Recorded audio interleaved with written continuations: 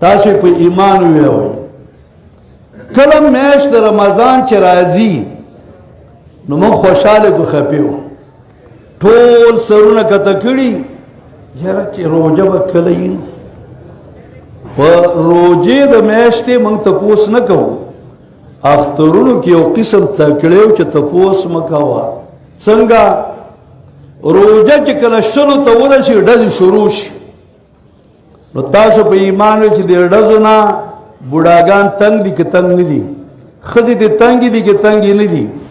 ځوانان ته تنگ دي که تنگ نه دي علما ته تنگ دي که تنگ نه دي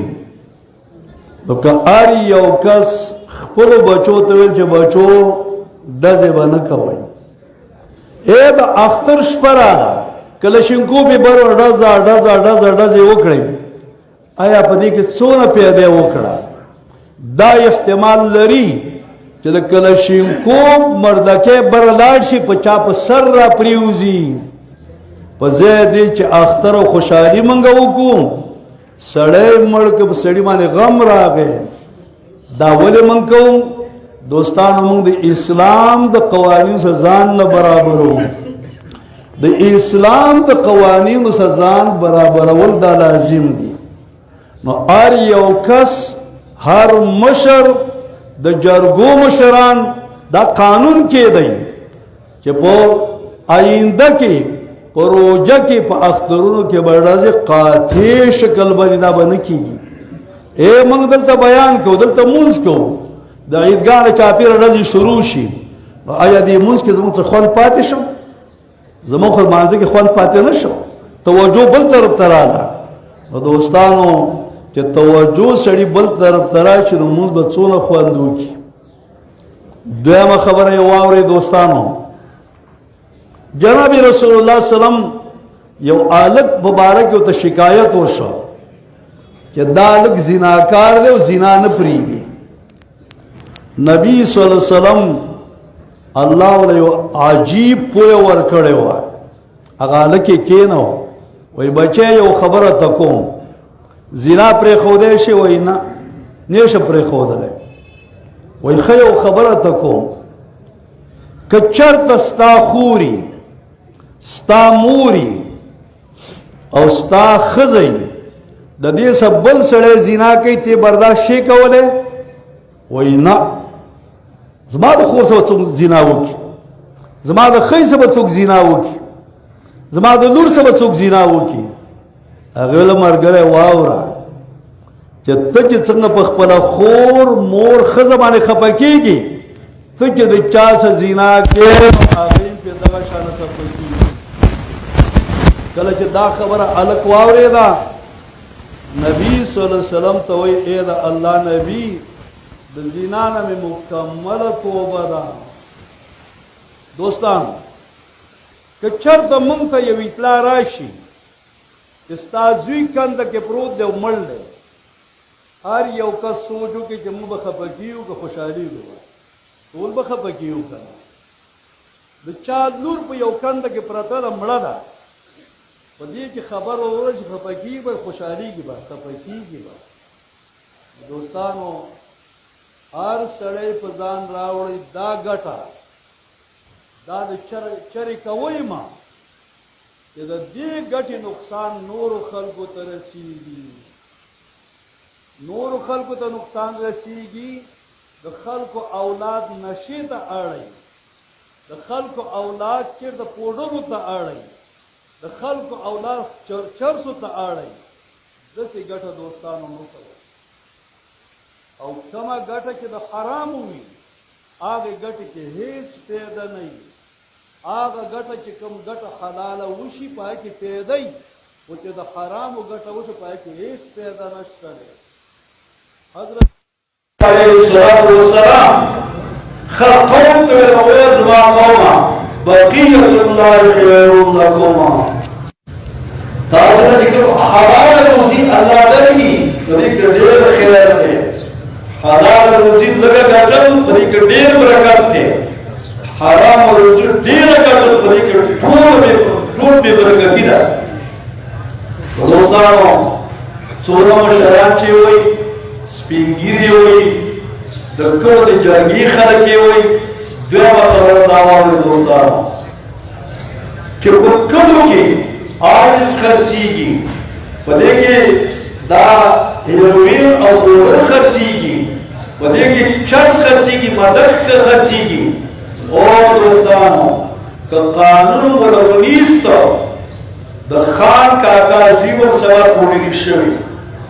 د مولوي صاحب ژوند سره پورې شوی د عادي صاحب اولاد کې دا سره پورې شوی نو ستاسو څه خیال دی چې زه عالم یم او چې کور ته راشم زما ژوند پورې شوی زه به خبر کېږم او کنه خبره کېږم چې ته عادي صاحب کور ته راشې او ستا په کور کې یو جراحه جوړه آیا ته به خبر کېږې که نه به خبر کېږې نو چې هر کله موږ په خپل اولاد خبر کېږو دوستانو د نشې لپاره قانون جوړ کړئ او که قانون او تنظیم هم جوړ نه کړو ملک ټول خرابېږي دوستانو او دا ته زه وایم په اولنو کلونو کې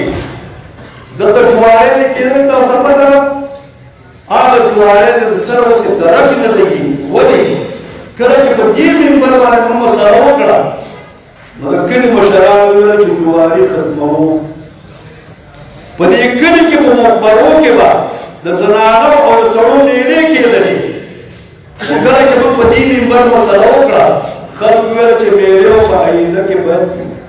اے دوستانو هغه کلی دی هغه ورونه دي هغه مشران دي هغه سپین ږیري دي د رب لحاظ وکړئ چې تاسو د دې نشي څیزونو بندیز وکړئ او که دا ونه کړو د دې نه وروسته اے سړی راپاڅې سړی مړ کړه اوس یې کوي ولې آیس یې څکلي سړی مړ کړه آیس یې څکلي ډېره ویل پورې کړې چې آیس یې څکلي سړی مړ کړه ډېره ویل پورې کړې دوستانو زموږ روژه 10 ورځې شوله او ځینې صحابه کې په 10 ورځو کې د 40 مړو واره 10 روژې کې وله 40 مړي دا ځینې صحابه کې وشو اے دوستانو په راتلو یې خوشحالي ده په تېرېدو د خفګان څوک پرې میاشت د رمضان د دې دا معنا ده چې موږ پرې مړي کوو موږ د خلکو بېعزتي کوو موږ د زنانو بېعزتي کوو د څه معنا ده دوستانو واورئ د رب لحاظ وکړئ هر سړی خپل کور کې خپل هلکان کېنوئ هلکان ورونو ته او هلکان ورونو تمانچې خپل وړو باندې مه ګرځوئ په ذهن کې دا راولئ چې موږ ټول مسلمانان یو مسلمان د مسلمان ورور دی انما المؤمنون اخوة مؤمنان ټول ورونه ورونه دي زه په مؤمن سړي باندې تمانچه نه راوړم زه په مؤمن سړي ګزار نه کوم زه په مؤمن سړي بېعزتي نه کوم حدیث پاک کې راځي شهر الصبر دا د صبر میاشت ده چې د صبر میاشت معنا دا د روژې په میاشت کې چا ته څه زیاته خبره وکړه ته ورته وایې چې مامور زما روژه ده تا چې ته دا خبره وکړې زما روژه ده هغه سړی وایي چې اوه روژه مسلمان ده نو چې هر کله زما روژه ده د دې مسلمان روژه ده نو چې دې دومره صبر وکړه زه داسې صبر کوم اے دوستان بندگان د چایو د الله صحیح ده که امتیان د چایو د جناب محمد رسول الله قوم کې څوک یو پښتانه په پښتنو کې څوک یو د نږدې نسبونو خلک په کار داسې دي چې د نږدې نسبونو خلک دا د بل ورور بېعزتي ونه کړي د لرې نسبونو خلک دا د یو بل بېعزتي ونه کړي مسلمان د مسلمان بېعزتي ونه کړي مسلمان د مسلمان وقار وساتي عزت وساتي او که چېرته موږ مسلمان د مسلمان وقار وساتو نو انشاءالله العزیز چې موږ د دنیا او د